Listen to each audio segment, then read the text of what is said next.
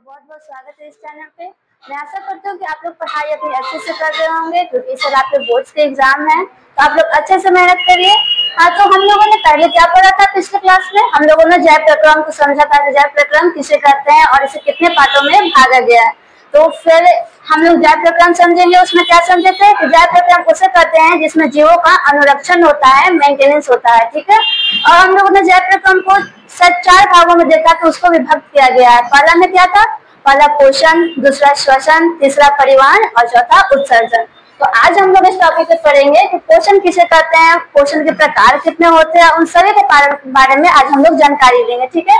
तो पहले हम लोग समझेंगे क्या पोषण के, पोषण किसे कहते हैं।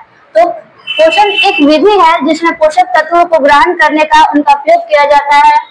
जैसे हम लोग क्या समझे, पोषण एक विधि है जिसमें पोषक तत्वों को ग्रहण कर उनका उपयोग किया जाता है, उसी को हम लोग क्या बोलते हैं, पोषण कहते हैं, ठीक है।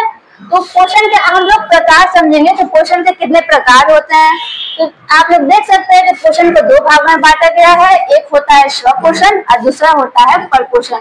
स्वपोषण और परपोषण तो आप लोग जानते ही होंगे किसे किसे कहते हैं। आइए हम लोग समझते हैं कि स्वपोषण किसे कहते हैं। तो यह स्वपोषण, पोषण की वह विधि जिसमें जीव अपना भोजन स्वयं निर्माण करते हैं उसे स्वपोषण कहते हैं। जैसे में हो गए क्या, पेड़ पौधे। देखिए हम लोगों ने लिखा भी है पेड़ पौधे, क्योंकि स्वपोषण पेड़ पौधे जो हो अपने पर निर्भर होते हैं, वो दूसरे पर निर्भर नहीं होते हैं, वो अपना भोजन खुद तैयार करते हैं। यहाँ हम लोग समझेंगे स्वपोषण करने वाले जीव स्वपोषी कहलाते हैं। अगर आपसे पूछे कि स्वपोषी किसे कहते हैं, तो सबसे आसान भाषा में हम लोग बोल सकते हैं कि स्वपोषण करने वाले जीव क्या कहलाते हैं, स्वपोषी कहलाते हैं। और सभी पेड़ पौधे क्या है, स्वपोषी है, ठीक है। अब दूसरा हो गया परपोषण। परपोषण किसे कहते हैं? तो पोषण की वह विधि जिसमें जीव अपना भोजन स्वयं संश्लेषित न कर अन्य जीवों पर निर्भर रहते हैं, उसे क्या कहते हैं, परपोषण कहते हैं। जैसे में हो गया मनुष्य, पक्षी, हम लोग भी हो गए, तो हम लोग अपने भोजन के लिए खुद पर निर्भर नहीं रहते हैं, हम दूसरे पर निर्भर होते हैं। लेकिन स्वपोषण में क्या होता है कि स्वपोषण में जो पेड़ पौधे होते हैं वो खुद पर निर्भर रहते हैं, वो दूसरे पर निर्भर नहीं रहते हैं। यही अंतर है स्वपोषण और परपोषण में, ठीक है। तो यहाँ पर नोट में भी आप लोग याद रखिएगा कि स्वपोषण करने वाले जीव क्या कहलाते हैं, परपोषी कहलाते हैं, ठीक है। अब हम लोग पढ़ेंगे क्या, परपोषण के प्रकार, कि परपोषण के कितने प्रकार होते हैं, ठीक है। परपोषण को आप देख सकते हैं कि इसको 3 भागों में विभक्त किया गया। पहला हो गया निर्जीवी परपोषण, दूसरा परजीवी परपोषण और तीसरा प्राणी संपोषण। हम लोग धीरे धीरे करके इन तीनों के बारे में समझेंगे कि निर्जीवी क्या होता है, परजीवी क्या होता है और प्राणी संपोषण क्या होता है। पहले हम लोग समझेंगे क्या, निर्जीवी परपोषण, ठीक है। तो इसमें जीव अपना भोजन मरे हुए पेड़ पौधे या जंतु से प्राप्त करते हैं, ठीक है। इसमें जो जीव होते हैं ना, वो मरे हुए जो पेड़ पौधे हो गए, मुरझाए हुए हो गए, जो मरे हुए जीव जंतु होते हैं उनसे अपना भोजन क्या करते हैं, प्राप्त करते हैं। जैसे में क्या हो गया, कवक हो गया, शैवाल हो गया, और बहुत से होते हैं, लेकिन जो मेन हो गया ये क्या है, कवक और शैवाल, ठीक है। अब हम लोग दूसरा समझेंगे क्या, परजीवी परपोषण। तो परजीवी परपोषण किसे कहते हैं? इसमें जीव अन्य जीवों के शरीर के स्थायी या अस्थायी रूप से रहकर अपना भोजन प्राप्त करते हैं, ठीक है। हम लोग समझ गए, इसमें जीव जो है अन्य जीवों के शरीर में स्थायी या अस्थायी रूप से रहकर अपना भोजन प्राप्त करते हैं। जैसे में क्या हो गया, अमर बेल का पौधा।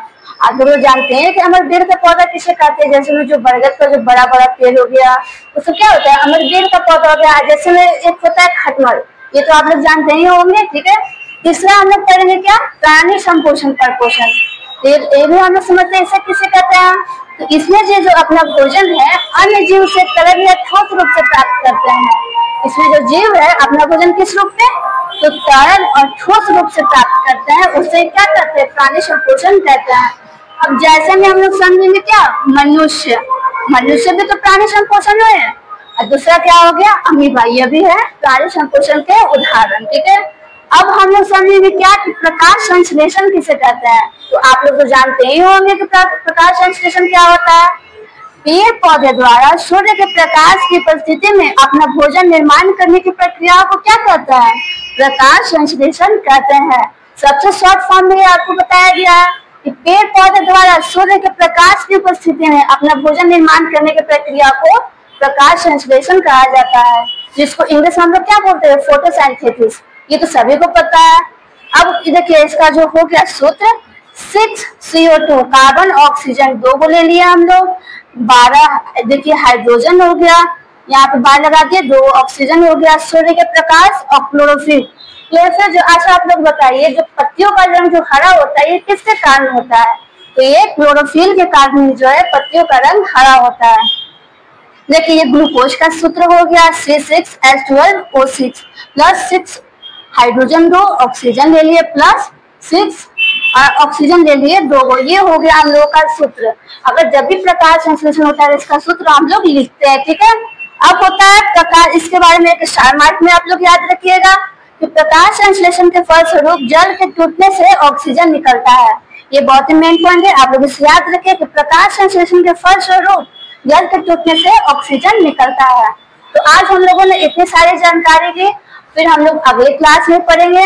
अभी के लिए आप लोगों को ये समझ में नहीं आया कि आया, आप लोग इस कमेंट में जरूर बताएं। और हाँ, अगर आपको ये क्लास अच्छी लगो तो इस चैनल को लाइक सब्सक्राइब करें, क्योंकि ऐसे अगर आप करते हैं तो आगे का जितना भी क्लास होगा वो आपके फोन पे आ जाएगा और आप लोग अपनी तैयारी अच्छे से कर सकते हैं। ठीक है स्टूडेंट, तो हम लोग अब अगले क्लास में मिलेंगे। ठीक है, बाय। आप लोग अपनी पढ़ाई अच्छे से पूरी करें।